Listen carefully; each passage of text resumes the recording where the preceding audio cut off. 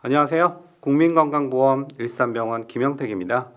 오늘은 쉬운 GBR을 만들어주는 이식재료들이란 주제로 여러분들과 강의를 좀 함께 해보겠습니다. 이 GBR에 대해서는 저도 사실 이 데놀TV에서 여러 번 강의를 했었는데요. 아니면 패널 디스커션을 했었는데 많은 부분에서 다 얘기했던 부분이기도 하지만 제 케이스를 가지고 여러분들에게 조금 더 제가 생각하는 부분을 좀 말씀드려 보겠습니다. 전 좀 쉬운 부분이 아닐까 싶고 쉽게 하는 부분에 대해서 말씀드릴 거고요.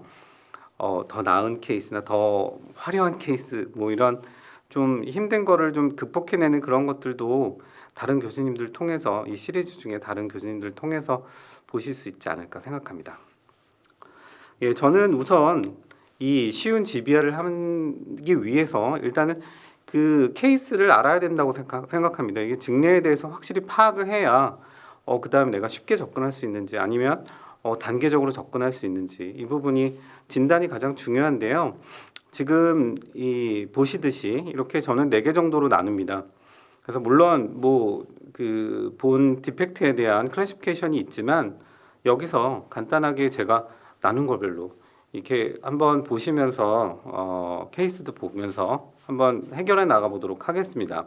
첫 번째는 뭐 임플란트 주위 이 뼈 부분에서 천공이 생기거나 열개가 생기는 결손부가 있거나 아무래도 이제 임플란트 주위에 그 디펙트가 적은 경우고요. 그 다음에 수직 노출, 버티컬 디펙트가 있는 경우에 좀 어려워질 거고요.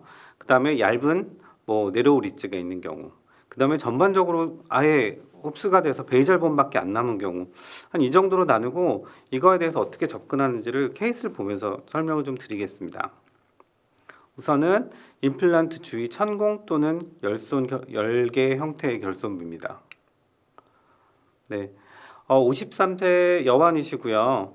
예, 14번 부위가 루트 프랙처로 보시면 발치하게 되었습니다.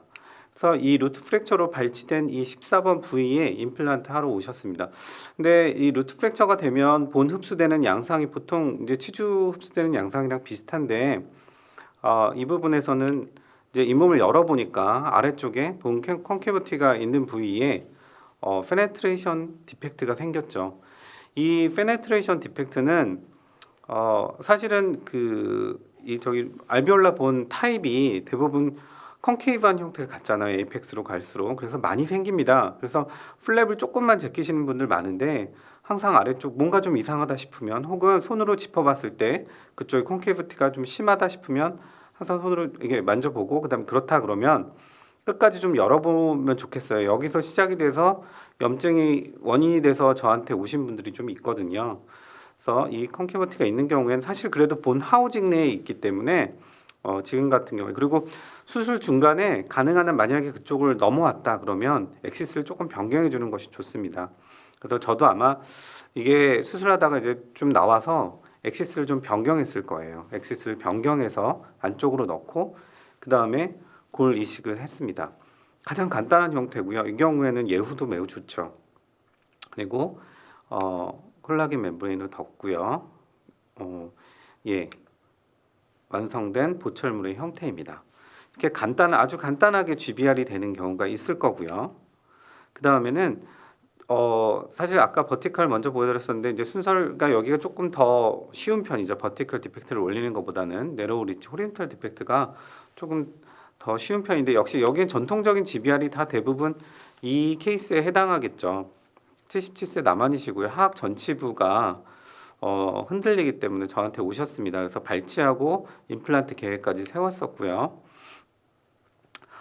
발치하면서 그 부위가 너무 이제 구멍이 컸기 때문에 거기에다 소켓 프리저베이션을 했어요. 사실 뭐 이게 제가 늘 지난번 다른 임세용 원장님과의 강의에서 얘기했지만 저는 소켓 프리저베이션을 즐겨하지 않는데요. 소켓 프리저베이션 하는 콜라겐과 그 다음에 본이 섞여 있는 그 샘플이 좀 있었어요. 그래서 한번 넣어봤는데 제가 이제 그래도 저희 스케줄대로 진행이 되다 보니까 한 달 뒤에 바로 열어봤습니다. 소켓 프리저베이션 한 사이트인데 결국엔 다 제거했습니다. 이게 한 달 만에 다 되진 않더라고요. 보통 4개월 정도 기다리라고 권유하고 있잖아요. 그래서 이 콜라겐 번 섞여 있는 그거는 매우 좋은 거고 그 다음에 뭐 조직학적으로 논문에서 많이 좋은 결과를 보여줬기 때문에 쓰는 건 나쁘지 않지만 지금 같은 경우에는 너무 짧게 기다렸기 때문에 안 쓰는 것이 더 나았지 않았나 생각은 듭니다. 한번 활용도면서 굉장히 좋더라고요. 예, 그런고요. 마찬가지로 호리즌탈 디펙트 굉장히 얇잖아요. 이무 그 뼈가 알베올라 본이 굉장히 얇았기 때문에 임플란트를 넣었을 때 옆부분이 완전히 노출되는 형태를 보입니다. 그래서 저기 임플란트 옆면이 디센스 디펙트 혹은 페네스트레이션 디펙트가 보였고요. 예, 그래서 제노그래프트 골 이식해주고요. 이종골 이식을 하고요. 그 다음에 흡수성, 그 다음에 저는 주로 가교성 차폐막을 쓰거든요. 그래서 가교성 차폐막으로 덮어주었습니다. 전통적인 GBR 형태고요. 그리고 힐링 기다린 다음에 2차 수술하면 위에 부분에 그 가교성 콜라겐은 보통 남아 있죠. 그래서 그 부분 좀 제거하고 힐링 버튼먼트 부착 후에 그다음에 이제 세컨 서저리 후에 2개월쯤 됐을 때 전 페리오 테스트로 확인하는데요. 밸류가 괜찮았기 때문에 최종 보철물을 완성했습니다. 이런 식으로 디펙트 있는 경우가 있을 거고요. 첫 번째의 경우에는 사실은 어떠한 본을 쓰더라도 괜찮을 거라고 생각해요. 이 두 번째 이런 호리즌탈 디펙트인 경우에는 그래도 볼륨을 유지해주기 위한 재료가 필요하다고 생각합니다. 그래서 저는 아까 제노그래프트를 썼었고요. 합성골도 어느 정도 만약에 이제 뭐 요즘 많이 쓰는 바이페이지 칼슘 포스페이트 같은 그런 본에 있어서는 저는 아무래도 HA가 많이 들어있는 그런 쪽으로 조금은 볼륨은 유지할 수 있는 형태의 골 이식제가 더 옳지 않나 생각합니다. 버티컬 디펙트는요, 단순히 골 이식제만으로 할 수는 없다고 생각해요. 이 46번 치아 보면 이제 발치해야 될 걸로 보이죠. 47세 남한인데요. 여기 발치하고 나서 디펙트가 굉장히 크게 형성이 됐고 맨디블러 캐널하고 거리도 매우 가까운 걸 볼 수 있습니다. 임상적으로도요, 푹 가라앉았고요. 그래서 이제 버티컬을 고려하고 준비하고 진행을 했습니다. 그래서 이 부분에 지금 이 사진상에서는 정확하게 보이지 않는데 여기 보시면 임플란트를 그 맨디블라 캐널과의 세프티 마진 2mm를 남겨놓고 임플란트를 식립했을 때 임플란트 상부가 노출된 걸 한 3, 4mm 정도 노출됐죠. 노출된 걸 확인할 수 있습니다. 그러니까 결국에 이거보다 깊이 심거나 짧은 임플란트를 사용하는 방법도 나쁘진 않아요. 근데 이 전체 크라운 루트 레이쇼 생각했을 때 크라운 임플란트 레이쇼죠. 그걸 생각했을 때 전 그 당시에는 이것도 괜찮겠다 싶고 제가 준비해 놓은 게 있었기 때문에 골이식제는 바이오스 제노그래프트 중에 뭐 스탠다드를 할 수 있죠. 그래서 제노그래프트 사용하고요. 그 다음에 티타늄 메쉬를 사용했습니다. 그 당시에 나와 있는 티타늄 메쉬를 사용했었고요. 그 다음에 이제 티타늄 메쉬는 차폐막으로서의 역할을 하는 건 아니고 스페이스 메인테이닝 역할을 해주잖아요. 그래서 차폐막으로서 가교성 차폐막을 써줬고요. 네, 이거는 술 후 사진입니다. 그리고 이제 세컨 서저리하러 들어갔을 4개월 정도 지났을 때 세컨 서저리하러 들어갔는데요. 보시면 이 저희 우측 사진을 보시면 이 임플란트 상부에 아니죠, 차폐막 상부죠. 차폐막 상부에 얇은 연조직층이 있는 게 보입니다. 이 연조직층이 보호하고 있고 그 안쪽에 뼈가 좀 생기는데 이 연조직층이 두껍습니다. 그래서 혹자는 이 부분을 다 제거해야 되냐 말아야 되느냐 이런 이야기가 많은데 이 연조직 상부에서는 그 골세포와 그 다음에 파이브러스 그 섬유화 세포 이런 것들이 합쳐져서 여기를 만들고 있기 때문에 다 제거하는 것보다는 힐링 어버트먼트 연결할 정도만 제거하는 것이 좋고요. 너무 과하다 싶을 때 제거할 수 있는 경우도 있습니다. 저는 어느 정도 딱딱한 부분을 남겨놓고 그 다음에 임플란트가 정말 뼈가 형성됐는지 확인하기 위해서 사실 다 제거를 했었는데 이 제거한 부분에서 이제 임플란트 서피스가 조금 노출이 됐었어요. 그러니까 사실 이 시스템을 보면 여기 가운데에 그 티타늄 막하고 임플란트와의 거리를 주어주는 아이템이 있습니다. 저 정확하게 이름은 모르겠는데 스크류가 있는데 이 스크류가 스페이스 메인테이닝을 해줍니다. 그래서 사실은 소프트 티슈의 그 레이어 정도를 잡아주기 위한 층을 위한 스크류인데 그걸 사용하지 못한 탓으로 보입니다. 그래서 저는 여기는 그냥 저기 다 여기서 나온 긁으면서 나온 다른 재료들로 여기를 채워넣고 넘어갖고 힐링어버트 연결한 상태에서 이제 슈처하고요. 최종 부철물 나왔습니다. 지금까지도 지금 별 문제 없이 잘 쓰고 있고요. 사실 이제 버컬 쪽이나 이 2년 지난 사진인데요. 그쪽도 나중에 문제가 될 가능성은 있을 것 같습니다. 마지막으로 전반적인 골 흡수 양상에 대해서 넣긴 넣었는데 여긴 저는 GBR을 해야 되는 증례는 아니라고 생각합니다. 이런 경우인데요. 많이들 보시죠. 틀리해야 되는 케이스라고 보이는데 뭐 아니면 오버덴처 3번 3번 2번 2번에 두 개의 임플란트를 식립하는 임플란트 기반한 오버덴처 정도를 하는 것이 좋고요. GBR을 꼭 해서 픽스트를 하고 싶다. 그러면은 전 롱본이나 이런 외과 쪽 외과 선생님들이 하는 자가골 블럭본 이식이 필요하지 않을까 생각합니다. 네, 이런 경우죠. 그래서 GBR을 할 수 있는 이 앞에 세 가지 경우에 대해서 말씀드렸고요. 각각에 대해서 재료에 대해서 오늘은 사실 이식제에 대해서 말씀드리기로 했잖아요. 그래서 이식제에 대해서 좀 설명드리겠습니다. 오스템에서 나와 있는 이식제들은 이렇게 이와 같아요. 그래서 알로그래프트가 있고요, 제노그래프트가 있고 알로플라스트가 있습니다. 그리고 흡수성 멤브레인, 그 다음에 비흡수성 멤브레인, 그 다음에 비흡수성 멤브레인이라고 얘기는 하지만 그 스페이스 메인테이닝하는 티타늄 멤브레인 이렇게 세 가지 정도가 나와 있고요. 그리고 이제 GBR을 위한 그 도구로서는 사실 이제 딱 전 요것만 있으면 된다고 생각해요. GBR을 처음 하시거나 아니면 이제 막 익숙하게 하시는 분도 다 동의하실 거예요. 본 골 이식제를 놓을 서지컬 큐렛으로 골 이식제를 이동할 수 있을 거고요. 그 다음에 본 플러거나 아니면은 본 콘덴서, 이게 만약에 이 두 가지가 없으면 아말감 컨덴서 같은 걸 사용하셔도 되죠. 아말감 캐리어도 쓰는데 물론 전용해서 쓰셔야 될 텐데요. 그러니까 그런 걸 사용해서 본 캐리하고 그 다음에 컨덴싱하고 그 다음에 그리고 이제 아무래도 GBR을 하다 보면 소프트 티슈를 다뤄야 되는데요. 그럴 때 필요한 티슈 포셉, 그 다음 티슈 핀셋이 필요할 거고요. 요 세 가지 본에 대해서 잠깐만 좀 이야기해 볼게요. 다 아실 거예요. 골 이식제의 특성에 대해서 뭐 오스티오제네시스, 오스티오 인덕션, 오스티오 컨덕션이 있다. 요 세 가지 다 아실 텐데 오스티오제네시스를 일으키는 거는 스템셀입니다. 스템셀 자체만 일으키기 때문에 오스티오제네시스를 골 이식제에서 기대할 수는 없고요. 오스티오 인덕션을 일으키는 뭐 이제 알로그래프트 중에 뭐 DBM, 뭐 FDBM 뭐 이런 것들이 있는데 그런 거나 그거는 이제 소량 들어 있다고 하고요. 오스티오 인덕션의 프로퍼티를 좀 가졌다고 하고요. 보통은 BMP를 얘기하죠. 오스티오 인덕션 역할을 하면 대부분의 경우에는 스캐폴드 역할을 해주는 오스티오 컨덕션 정도입니다. 그래서 생체 적합성을 갖고 있어서 문제를 일으키지 않는. 그래서 제가 생각하기에는 오스티오 컨덕션 면만 좀 보면 될 것 같아요. 여기서 오스티오 인덕션을 추가하려면 BMP 같은 거를 좀 섞어서 써준다든가 아니면 BMP에 뭐 본 매트리얼 들어있는 것들 쓰면 될 것 같습니다. 그래서 정말 다양한 골 이식제가 나와 있는데요. 대부분 좀 비슷비슷해요. 그 중에서 뭐 골드 스탠다드라고 불려준 그 보바인본이 좀 높은 편이긴 하지만 유의성 있는 차이를 여기는 ALP 액티비티라고 하는데 골 활성도에서는 뭐 크게 차이는 없다고 보시면 됩니다.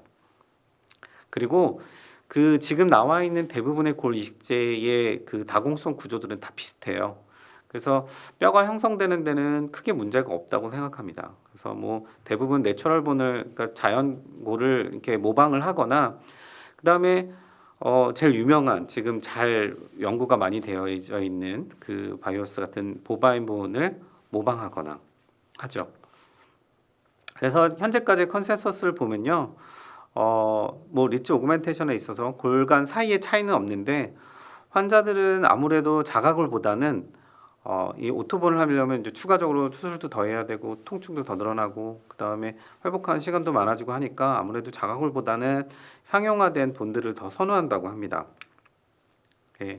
이 부분은 나중에 한번 보세요. 그냥 그 본의 특성에 대해서 얘기를 했고요. 그리고 결국에는 골의 특성에 따라서 결정을 하면 될 것 같아요. 이 공간을 유지할지 아니면은 무너지긴 하더라도 골을 더 많이 이렇게 좀 양질의 골을 만들어야 될지에 따라서 여기 보시면 이 오른쪽 표에 보시면 우측으로 갈수록 좀 잘 무너지지만 흡수도 잘 되고 자가골도 많이 생기죠. 내추럴 본이 더 잘 생기는 거죠. 생생골이 더 잘 생기는 쪽이고 왼쪽으로 신스틱 H, 뭐 HA는 저희 거의 잘 안 녹잖아요. 하이드록시 아파타이트나 그 다음에 유명한 보바인본이라든가 그런 것들은 그래도 좀 볼륨을 잘 유지하기 때문에 그런 걸 써준다든가 이런 거는 상태에 따라서 예를 들면 제가 아까 말한 첫 번째 케이스에 그냥 본 하우징이 내에 있고 그냥 여기 임플란트 표면만 덮어주면 되고 볼륨은 유지할 필요는 없겠다. 그러면은 뭐 무너지더라도 골 흡수력이 좋더라도 한뭐 알로그래프트 종류를 쓴다든가 만약에 거기다가 볼륨을 유지하기 위해서 알로그래프트 추가로 뭐 보바인본을 써가지고 볼륨도 유지해주고 안에도 쓰는 뭐 이런 샌드위치 테크닉을 쓴다든가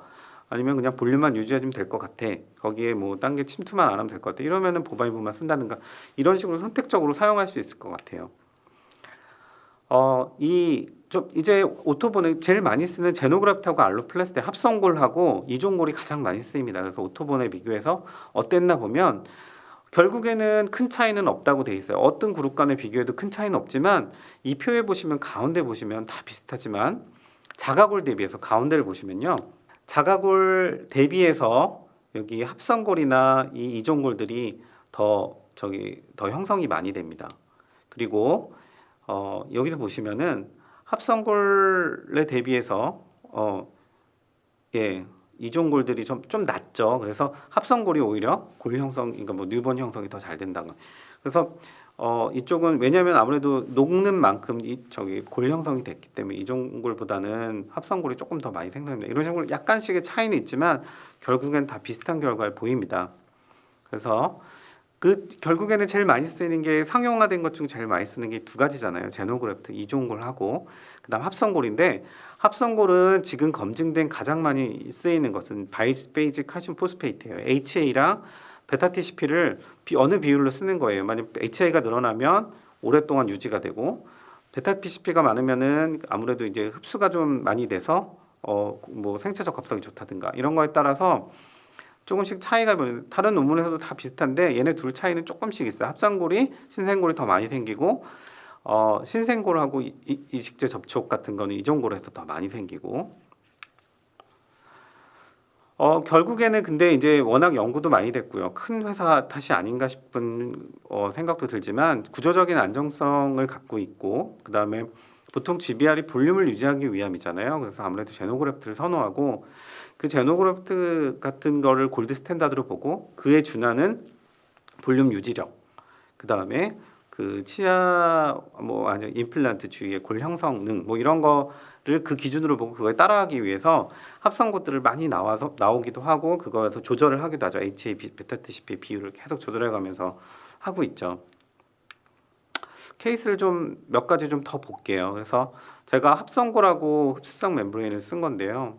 시간이 많이 지났으니까 좀 간단하게 좀 볼게요.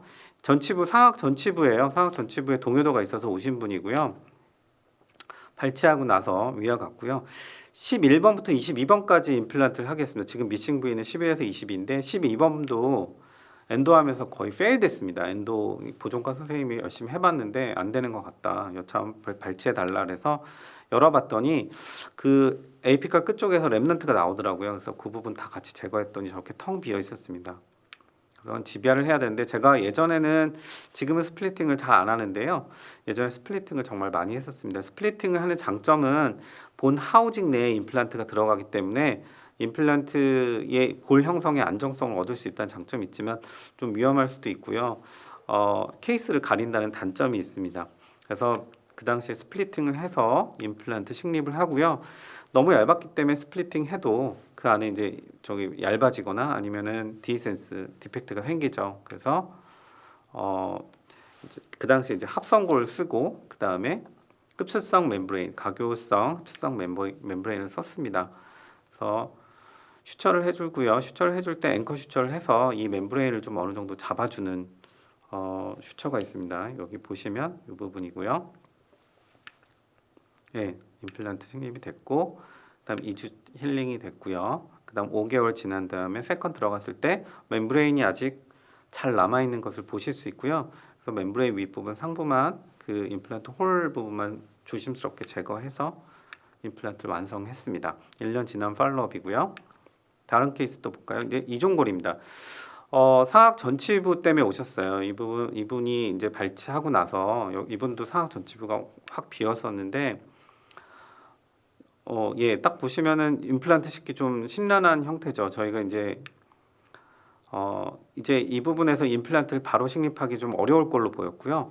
그 다음에 볼륨이 너무 안쪽으로 들어갔기 때문에 이게 처음에 치아일 때도 흡수량이 더 굉장히 많았거든요. 그래서 너무 안쪽으로 들어갔기 때문에 호리젠탈하게 두 단계에 걸쳐서 고리식을 하기로 했습니다. 환자분한테 충분히 설명드렸고요. 환자분은 임플란트 식립할 수 있는 것만으로 되게 감사하게 생각했었거든요. 그래서 지금과도 되게 라포를 잘 유지하고 있는 환자분입니다.